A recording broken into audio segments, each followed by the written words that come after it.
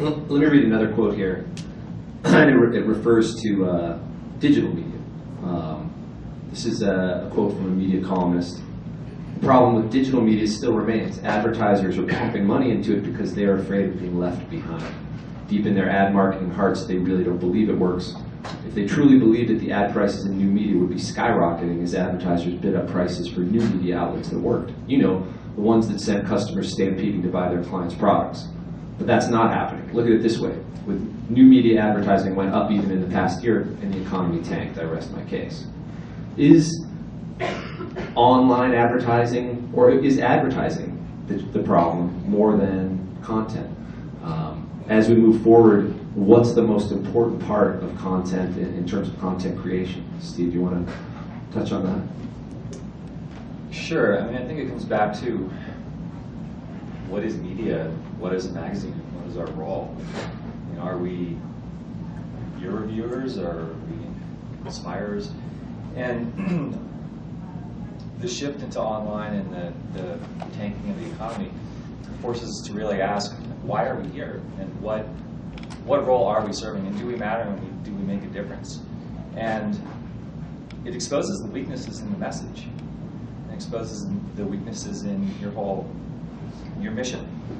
And so I believe if you are giving readers what they want, and if you have a strongly defined voice and a worldview, then people are going to support it, whether it's through advertising, whether it's through untraditional partnership programs, sponsorship of videos, iPhone app, whatever it is. If you have a well-defined message, and if people find value in it, and you're inspiring them, and you're moving them, and you're making a difference in their life, and their life, then people are going to support that. And it may not be banners, and it may not be traditional pages. You're going to find ways to do that. So things are changing so rapidly, it's hard to wrap your head around it. And I think it was in 2008, Guy Kawasaki, the big blogger, social media guy, talked about he did a post about the 5 websites that you absolutely have to know and pay attention to for the next 5 years. This was in 2008, and Twitter wasn't on the list. and look at it now. And so things are changing so rapidly. And so I'm completely agnostic about the medium. It doesn't really matter. And I think Backpacker's done a really excellent job with that. And this idea of print is dead. Well, print is just one way to deliver your message. So if that message is really key and on target, then you're going to be fine. People are going to support that. So content is king, absolutely. But what are you giving people that's different from what everybody else is doing? Rich, just in terms of how Interbike is shaping up and what's going on with media trends there, you and I were talking a little bit about the impending tablet coming from Apple and things that might be just around the corner. What's going on in that space that might be a little different, either ahead or behind what's going on in the outdoor community? Yeah, I think you pay attention to the tech world, and it seems like we all are tech heads nowadays. But Apple has a big presentation coming up on Tuesday, and kind of touching on what Steve had just said about content. It's like the challenges with the music industry. The music industry, turns out, wasn't selling music. They were selling little plastic discs that had music on them. They were a distribution system, not music. And we've seen artists now can have their own MySpace page, their own site, and sell their music and put themselves out there. And they found other ways of the artists, the content creators, creating the content. So the whole print versus online, really it just becomes a distribution system. And I think anybody that has an iPhone, the phone part of it, you've discovered is minimal. You spend maybe 5% of your time using it as a phone, but sitting in front of the TV watching something comes up you've never heard about, instantly you've got the world's knowledge at your fingertips, and it's just so easy.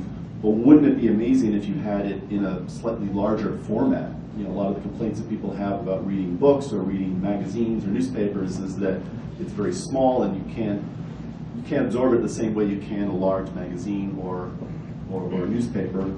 But if it was something bigger and Apple was promising some revolutionary new way of interfacing with it, it really could revolutionize how you absorb and the ease and how well you can really interact with the content that's out there and it's available. So I've heard a lot of talk in the media world and the tech world that what Apple comes out with on Tuesday or Wednesday or Thursday of this week, could change everything that we're talking about right now, and really be a game changer. But it really is a focus on the content and really engaging the audience that's coming there and interfacing with your content.